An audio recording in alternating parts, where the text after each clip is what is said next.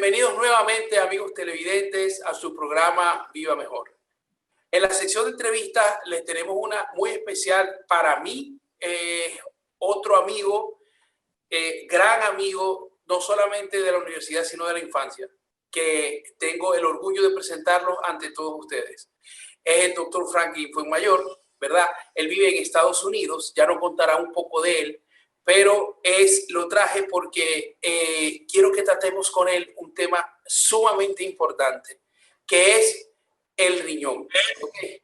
El riñón es un órgano muy importante para nosotros, como todo, pero es especialmente importante y ya veremos por qué, ¿no? Y tenemos aquí a Franklin para eso, al doctor Franklin Fuenmayor. Hola, Franklin, ¿cómo estás?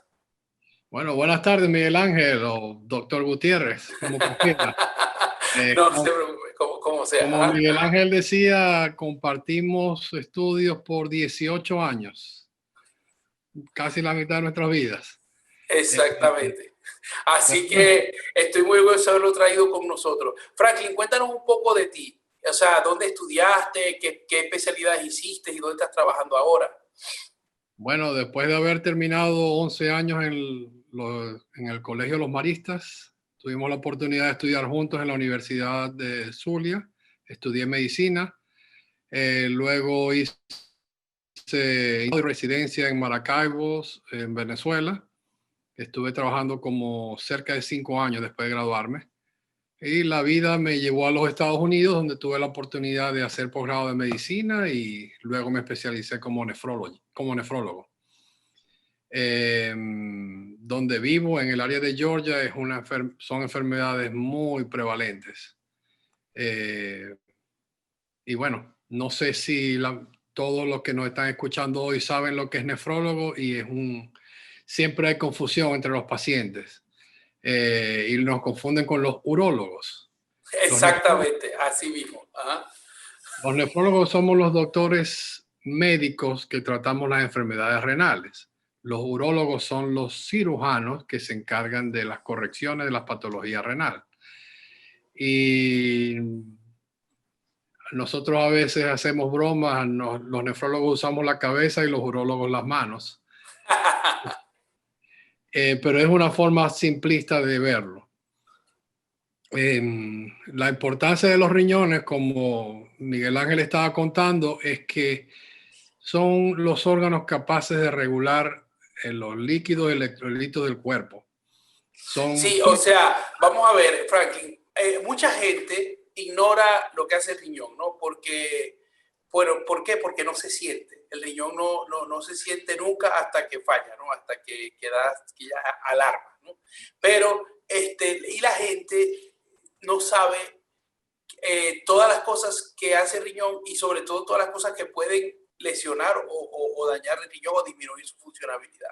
Entonces, lo primero que quiero que nos explique es cuáles son las funciones del riñón, o sea, qué hace el riñón en nuestro cuerpo. Entonces, ¿cómo iba a empezar? ¿Ah? Sí, el riñón en nuestro cuerpo es el filtro por excelencia y filtra el agua y los electrolitos. La importancia es que nosotros no sabemos que los riñones funcionan y esa es la belleza de ellos. Nosotros con frecuencia abusamos de nuestro cuerpo y es el riñón el que se encarga de corregir los abusos que nosotros hacemos. Entre más tiempo y más abuso hagamos, llega un momento que el riñón se empieza a quejar y es cuando nosotros nos conseguimos teniendo problemas con los riñones.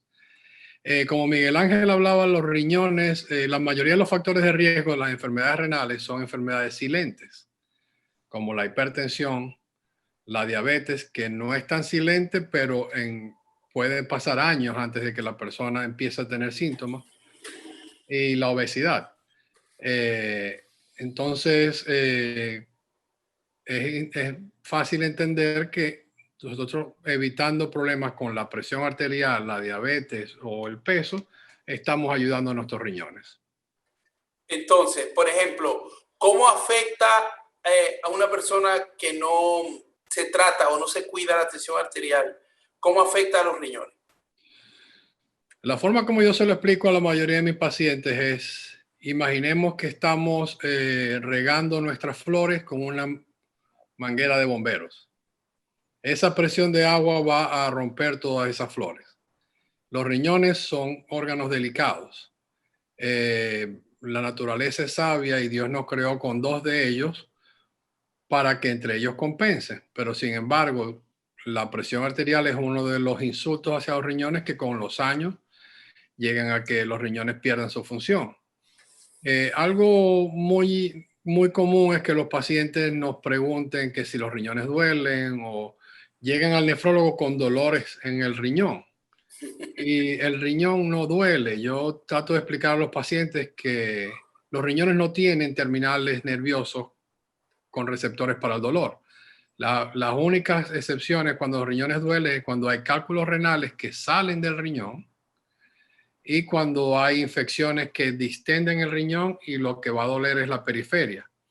Pero el riñón no tiene síntomas y cuando ya da síntomas es muy tarde o puede ser muy tarde. Excelente. Y por ejemplo, a los que sufren del azúcar o los que sufren de diabetes, ¿cómo les afecta el riñón? O sea, ¿cómo se los puede ir dañando? Bueno, la diabetes es una enfermedad donde el azúcar está elevada. La orina es un ultrafiltrado de la sangre. Entonces, el azúcar, la glucosa, es una molécula muy grande. Cuando nosotros tenemos mucha glucosa en nuestra sangre y la tratamos de hacer pasar por un filtro, eventualmente esa glucosa va a hacer que los poros de ese filtro se agranden y se siguen agrandando hasta un punto donde ya no hay filtración porque todo pasa. En las etapas iniciales de la diabetes, una forma como podemos ver que los riñones están fallando es porque conseguimos proteínas en la orina. Y como todo filtro debe dejar pasar algunas cosas y no dejar pasar otras cosas. Las proteínas es uno de los elementos que son importantes para nuestro organismo y no deben estar en la orina. Así que cuando nosotros conseguimos proteínas en la orina es uno de los indicios de que algo no está pasando. Algo está pasando y algo no está funcionando bien. Excelente. Y de hecho, eso me lleva a otro punto importante y es que como las enfermedades renales tienen muy poca sintomatología en un inicio, y cuando digo en un inicio pueden pasar años, la forma que nosotros medimos la función renal es a través de exámenes de sangre y exámenes de orina. En algunas oportunidades también nos valemos de métodos diagnósticos como ultrasonido o tomografía para ver cómo están los riñones. Pero no nos podemos basar solamente en la clínica o en los síntomas que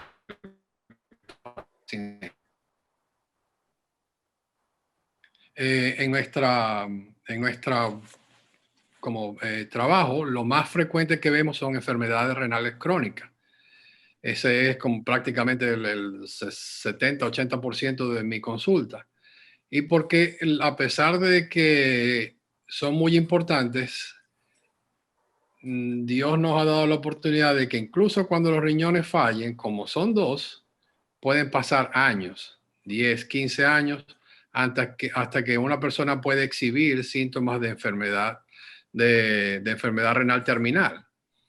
Y es en este momento cuando los riñones ya no funcionan, donde tenemos que utilizar tratamientos como terapia de reemplazo renal, o también llamado diálisis o trasplante renal, depende del caso.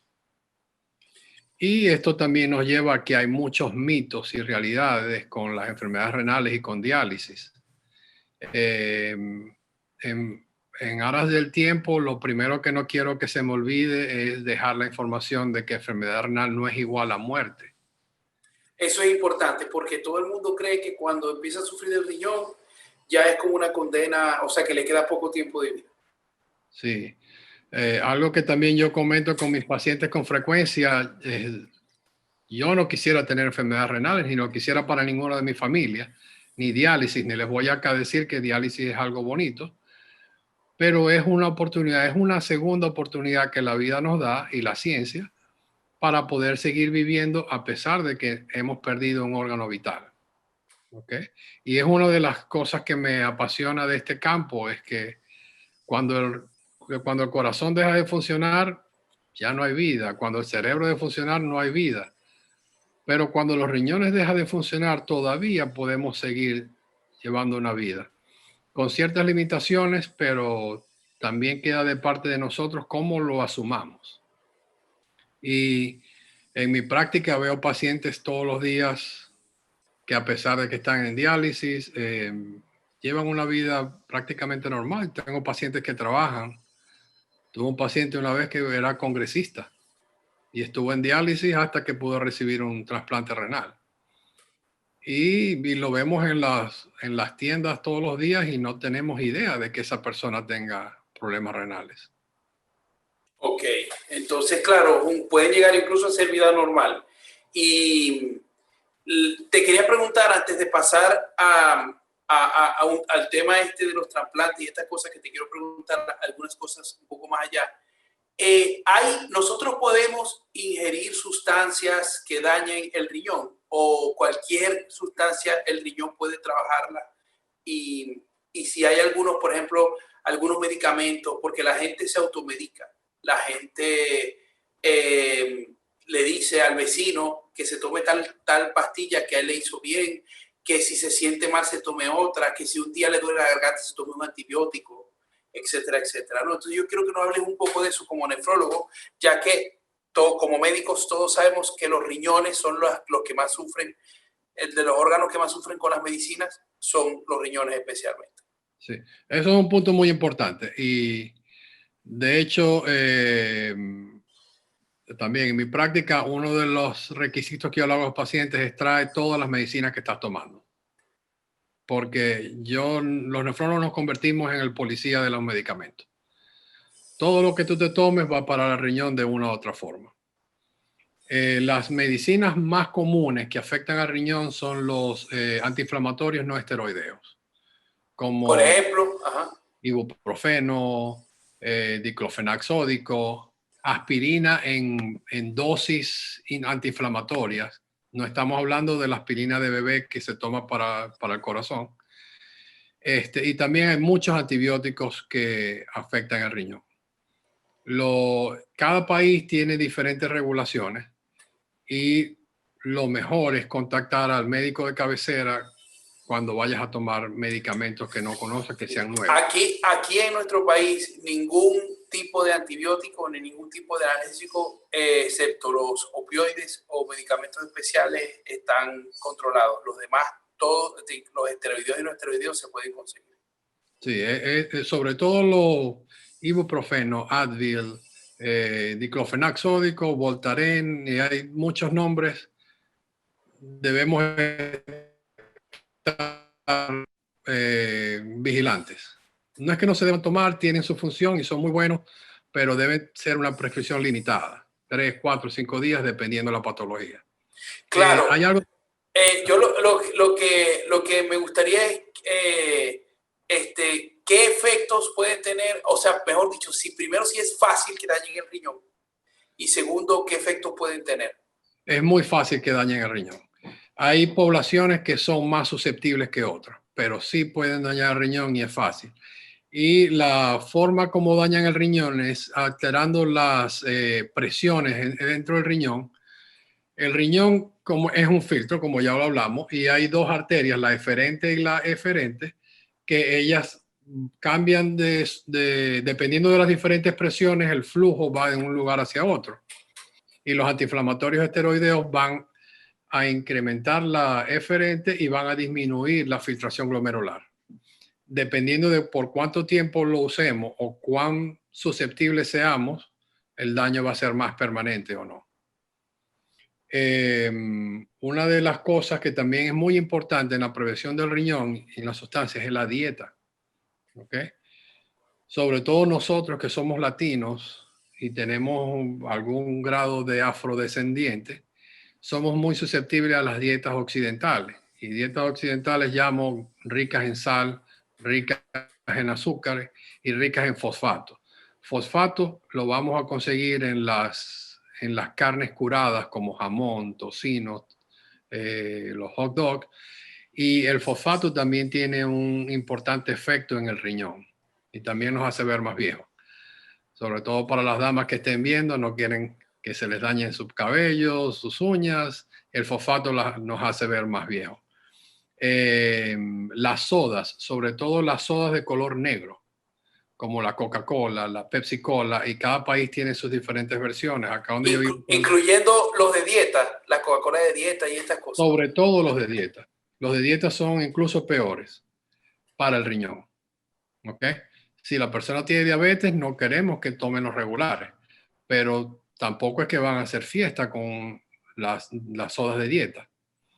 Las que son claras son menos deteriorantes para el riñón, como el Sprite, o no estoy seguro qué nombres tienen Sí, los mismos son dominicano. los refrescos americanos. Okay, bueno. Y los únicos creo que que son aconsejables tomar, gracias a Dios, ahora mismo hay un refresco de soda que es de limón, de estos claros, que además es de dieta. Entonces, Sí. claro. Entonces, esos no son tan malos para el riñón. No hay nada mejor que el agua.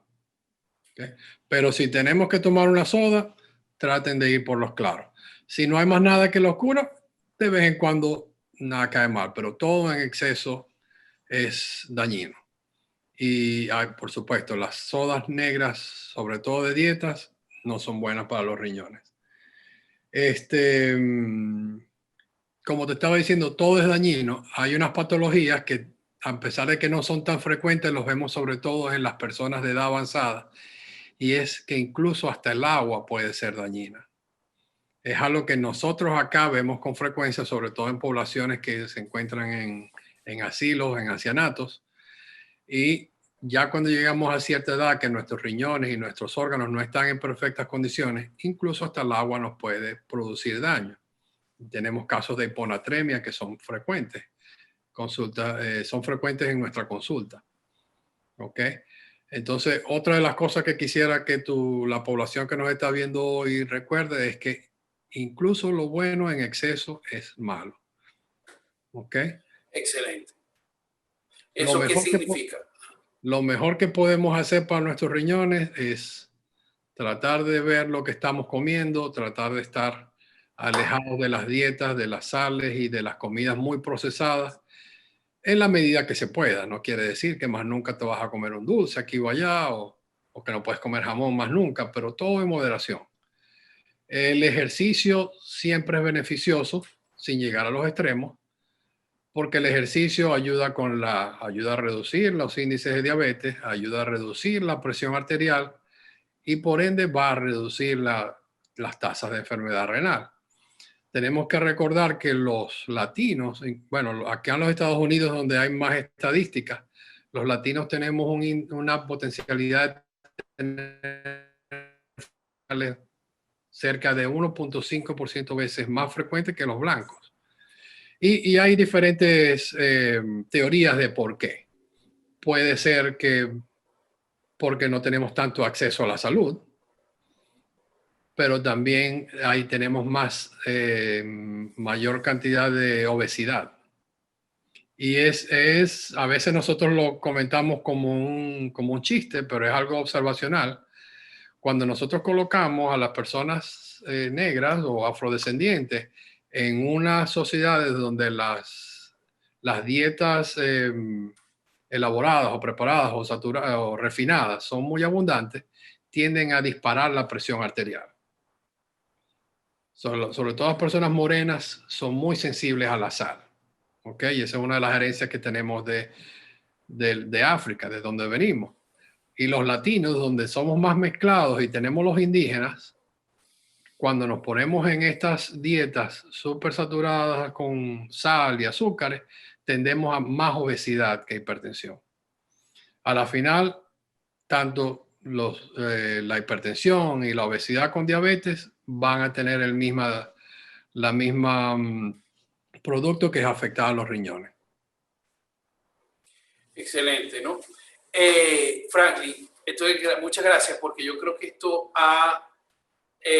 bueno, ha sido muy editador. Lo de las dietas, entonces, señores, es muy importante. Recuerden que nosotros tenemos toda esa herencia de África, de los indios de Sudamérica y del Caribe. y tenemos toda esa mezcla española también que nos hace, bueno, que aquí haya de todo, Frank, no te imaginas. Este país es lindísimo porque tiene todo lo posible, ¿no? Estados Unidos también, pero ya por inmigración, nosotros lo tenemos desde siempre, ¿no?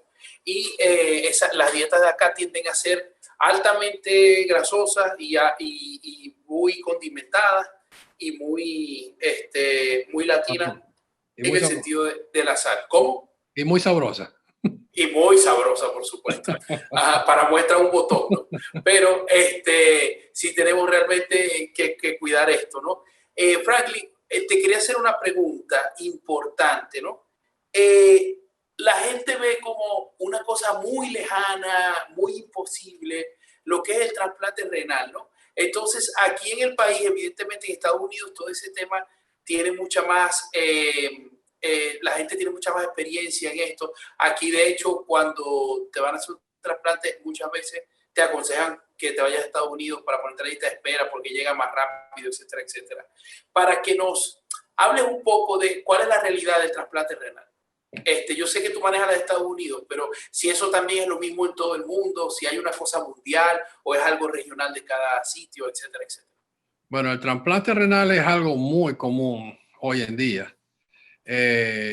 Fue uno de los primeros órganos que se logró trasplantar exitosamente y es donde hay mucha más experiencia. El hecho de que nazcamos con 2 riñones y con solo uno podamos vivir, eso también hace que sea más fácil que una persona pueda donar un riñón. ¿Okay? Entonces, el trasplante renal tenemos 2 tipos importantes, que son cuando recibimos un riñón de una persona que los donó y es un donante vivo, que puede estar relacionado, puede ser familiar o no, y eso es algo importante, o podemos recibirlo de un cadáver. Antes, años atrás, teníamos que los donantes debían ser muy relacionados para evitar rechazo. Pero hoy en día, con la anuencia de nuevos medicamentos inmunosupresores, hemos sido más exitosos y virtualmente tú puedes recibir un riñón de quien te lo quiera dar. No tienen que hacer match, no tienen que ser compatibles. ¿Ok? Y en algunos casos donde la incompatibilidad es muy alta, hay programas muy frecuentes donde acá en inglés los llaman pair match. Si ni Dios lo quiera, tú necesitas un riñón y tú tienes un donante, pero ese donante es totalmente incompatible contigo, ese donante puede dar el riñón a otra persona y esa otra persona que tiene otro donante te lo dan a ti. ¿Ok? Esa es la forma ideal de abordar las enfermedades renales crónicas, con un trasplante renal vivo, sea o no sea relacionado, porque nosotros vamos a un riñón que está en las mejores condiciones posibles. Y una vez que tú recibas ese riñón, puedes vivir el averaje acá en los Estados Unidos es entre 10 y 15 años. Pero yo he visto pacientes que tienen un riñón trasplantado por 20, 25 años y están bien. Cuando no hay la posibilidad de conseguir un donante vivo, porque por ejemplo, si puede ser que yo tenga muchos hermanos o muchos primos y algunos de ellos me quieren donar su riñón, pero resulta que las enfermedades como hipertensión, diabetes van en familia. Y cuando una persona tiene diabetes, hipertensión, obesidad, así sus riñones estén muy bien, no los podemos utilizar para ser donados. Porque solamente imagínate el caso de que yo le dono mi riñón a mi hermano y en 5 años yo tengo que ir en diálisis. Mi hermano se va a sentir mal, yo me voy a sentir mal, todo el mundo va a estar descontento. Entonces, para tomar un riñón tenemos que estar muy seguros de que el riesgo de que esa persona vaya a ir a diálisis en los siguientes 10 años es muy, muy bajo. ¿Ok? Pero definitivamente ese es el gold estándar, ese es lo que todos queremos, si es posible. Cada país tiene sus restricciones. Los Estados Unidos es un país con muchos recursos y se hace muchísimo. En Dominicana no conozco las estadísticas. En mi país, Venezuela, tristemente los programas de trasplante están paralizados como muchas otras cosas. pero sé que hay muchos otros países en Latinoamérica con muy buenos números. Colombia es uno de ellos. Sí, en Latinoamérica en general, el trasplante renal, como tú dices, como es uno de los trasplantes más antiguos y relativamente también más sencillo de hacer, porque aparte de la incompatibilidad, hay muy pocos riesgos, ¿verdad, Franklin? Sí, sí. Sí, de verdad que, por supuesto, hay sus riesgos. Eh, Parte de los riesgos son los mismos riesgos añadidos por los inmunosupresores. Sobre todo en estos tiempos de COVID, hemos visto que ha habido una disminución de las personas que tratan o que quieren tener un trasplante por temor a ser inmunosuprimidos y a ser más susceptibles a enfermedades infecciosas como el COVID. ¿Ok? Pero tenemos muchas otras enfermedades infecciosas que también pueden atacar a las personas con trasplante. Pero cuando lo comparamos, la libertad que te da tener un trasplante y la calidad de vida, así sean 10 años, 15 años, no se compara con estar en diálisis. Claro, sí, porque es importante saber que es bastante real. Aquí se hacen trasplantes renales y son más o menos frecuentes, ¿no?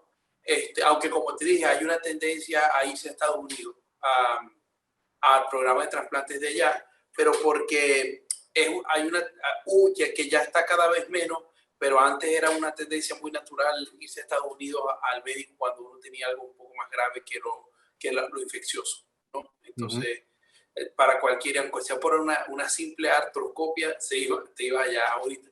Ahora mismo esa tendencia es cada vez menor porque muchos médicos que han hecho sus especialidades ahora tienen aquí clínicas y tienen programas y las universidades tienen posgrados ya de muy buena calidad y pues todo eso ha ido cambiando bastante, ¿no? Pero sin embargo, eso sigue siendo un temor bastante grande, tanto para el familiar que dona como para el familiar que necesita el riñón. Toda una serie de mitos y cuestiones de tipo que es muy difícil, que no se sobrevive, que ambos mueren y cosas de estas, ¿no? Incluso aquí hay mucha gente, cuesta mucho el programa de donantes que quiero hacer aquí, aprovechar para decir que no tiene nada de malo donar y que al final cuando estás preparando tu cuerpo para el funeral, igual te quitan los órganos. O sea, es que la gente cree que no, que los dejan con sus órganos y no es verdad. Entonces, es bien. Entonces, y eso te iba a decir, Franklin, cuando una persona dona un riñón, eso tiende a utilizarse, ¿verdad? No es que se pierden ni nada de eso. Sí, sí. En el caso de acá hay sistemas bien complejos de quién va a recibir ese riñón, ¿verdad? Y tienen una lista de personas que están en lista de espera. El averaje de esperar un riñón en el estado de Georgia, donde yo estoy, es entre 3 y 5 años, dependiendo de tu tipo de sangre. Si tú estás en la lista de espera y ya estás listo para recibirlo y se recibe un riñón, por lo general lo que hacen es que llaman a 2 o 3 pacientes en la lista a ver con cuál de ellos 2 o 3 es más compatible. Perdón. Ese riñón, una vez que se recibe, en paralelo se llama al paciente para el hospital.